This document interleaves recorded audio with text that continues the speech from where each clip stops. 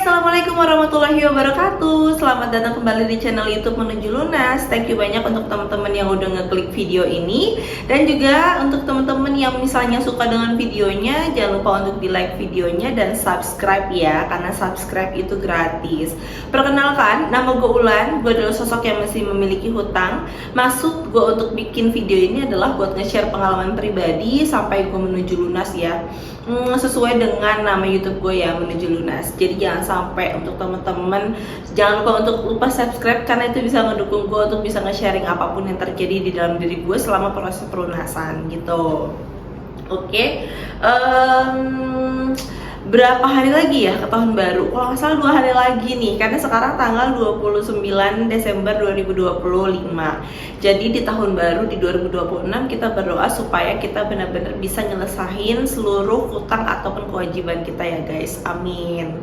Dan untuk video sekarang gue akan nge-share untuk pengalaman gue dan juga pengalaman temen gue yang melakukan negosiasi di Kredivo. Siapa nih yang sekarang masih memiliki tunggakan di Kredivo? Jadi bisa ditonton ya. Barangkali bisa diambil untuk yang baik-baiknya gitu ya. Aduh, minum dulu. Oke. Sebelumnya gue udah pernah bikin video mengenai pas gue ngelunasin untuk si Kredivo. Tapi sekarang gue ada pengalaman menarik yang dialamin sama teman gue sendiri yang bernama Sineas gitu ya.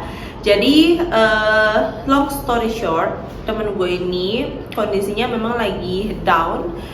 Temen gue banyak tunggakan, gak cuma di Kredivo aja, tapi di beberapa platform juga punya tunggakan untuk hutang.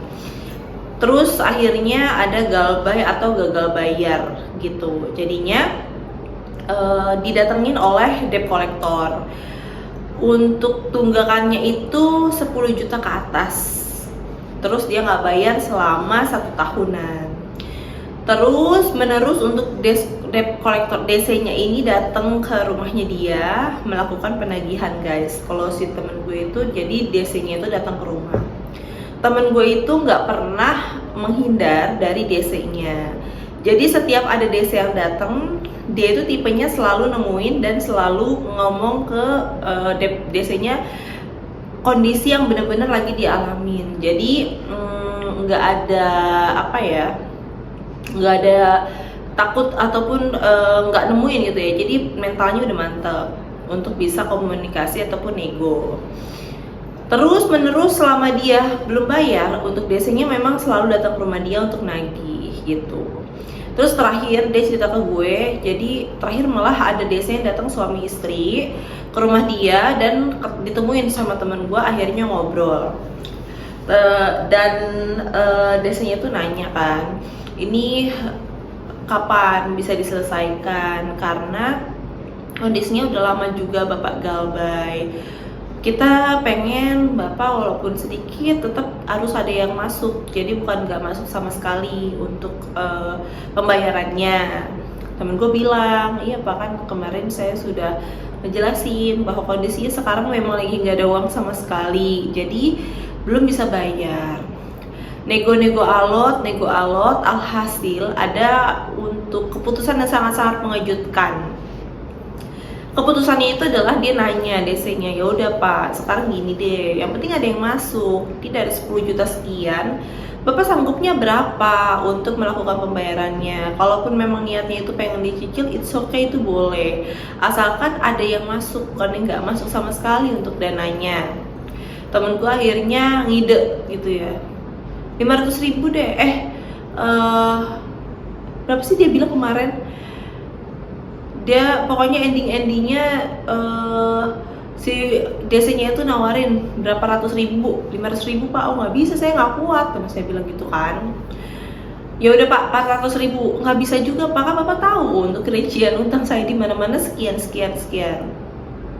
Ya udah pak, 300.000. Nggak, di temen gue juga nggak oke, nggak bisa pak, kalau 300.000 itu kegedean buat saya. Dan endingnya dari hasil nego itu dan udah alot ya, ibarat kata disitu ada nego-negoan untuk jumlah yang bisa dibayarkan setiap bulannya. Endingnya teman gue bisa mendapatkan win-win solution. Tebak berapa per bulannya guys? Dia per bulannya 100.000 rupiah. 100.000, literally 100.000. Dia benar-benar nunjukin gue WhatsApp-nya, nunjukin bukti pembayarannya ke gue, nunjukin untuk respon dari DC-nya. Dan DC-nya nggak marah. Jadi setiap bulan, setiap dia gajian, asalkan dia konsisten untuk bisa menghubungin DC-nya itu ngasih capture bahwa dia udah bayar 100.000-nya. Gitu. Jadi setiap dia misalnya nih tanggal 1 Januari nanti dibayar 100.000, nanti kelihatan tuh 100.000 sisanya berapa, 100.000 lagi sisanya berapa, dan DC-nya ngasih respon, makasih ya, ya udah terima kasih, dananya udah masuk, iya sama-sama Pak, Tuhan memberkati, temen gue kan ya Noni ya lalu. Jadi mendapatkan win-win solutionnya itu adalah dia membayar 100.000 setiap bulan sampai dengan lunas, dan itu didealin sama si debt kolektornya. Padahal untuk tunggakannya itu totalnya 10 juta lebih loh guys. Jadi gue kemarin ngitung tuh ya udah itu kapan lunasnya gitu ya kan. Kalau gitu ceritanya mendingan kemarin gue ngikutin saran dari lu. Karena kalau gue kan waktu itu Kredivo nggak kayak gini ya solusinya. Ternyata kita main kuat-kuatan aja, dan yang penting satu, niat bayar mungkin ya dari si Kredivonya mikir ya udah sih, daripada gue bolak-balik mulu ke si bapak ini dan gak dapet apa-apa, lebih baik dia bayar 100.000 tapi ada yang masuk, bukan yang gak masuk sama sekali gitu. Jadi itu pengalaman temen gue yang benar-benar dapat win-win solution. Jadi teman-teman kalau misalnya emang ada tunggakan di Kredivo dan mungkin pengen nego sama DC-nya, dicoba kemungkinan yang nggak masuk akal aja dulu, asal ucap misalnya 100.000 per bulan gitu. Barangkali memang di ACC dan bisa dipertimbangkan ya, karena mungkin daripada nggak ada masuk sama sekali, jadi yang penting ada masuk aja dan bisa mengurangi dari sisa total hutang yang ada di Kredivonya. Gitu guys, itu pengalaman yang pertama ya, yang benar-benar terjadi di temen gue sendiri. Sebenarnya gue pengen ngajak dia ke sini, tapi kayaknya dia nggak ada waktu yang benar-benar ketemu sama gue dan bisa menyempatkan waktu bikin video, karena kayaknya lebih seru gitu kalau misalnya kita ngobrolnya secara langsung, biar teman-teman bisa denger langsung pengalaman dari dia, karena dia pun mungkin ya setiap orang tuh punya masalah masing-masing. Dan kebetulan memang di tahun 2025 ini juga lagi diuji tentang keuangan. Dia pun lagi galbay banyak banget sampai ratusan juta guys, FYI ya.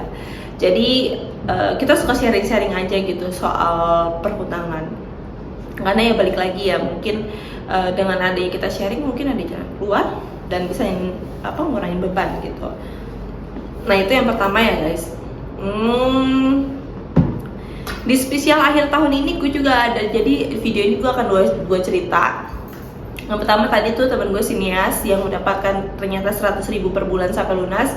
Itu menurut gue amazing banget. Dan cerita yang kedua ini, gue pengen cerita tentang lingkungan kerja gue yang lumayan aneh. Jadi ada sebenarnya bukan lumayan aneh, jadi ada satu orang menurut gue dia toxic. Jadi ada cowok yang sahabatan, mungkin dulu itu memang deket sahabatan. Sebut saja namanya Dedi sama Niko ya. Dedi ini dia orangnya manis di luar, tapi dia ternyata bermasalah banget. Dan Niko ini adalah orang yang menurut gue terlalu polos. Jadi si Niko ini kan datanya itu bersih banget ya. Dia nggak punya tunggakan di mana-mana. Dia bersih dan dia banyak uangnya. Kita ketahuan banyak uangnya, dia pun skincare-nya walaupun cowok pakainya di bening, sekarang menurut gue itu mahal ya. Si Dedi tahu nih Niko itu terlalu polos.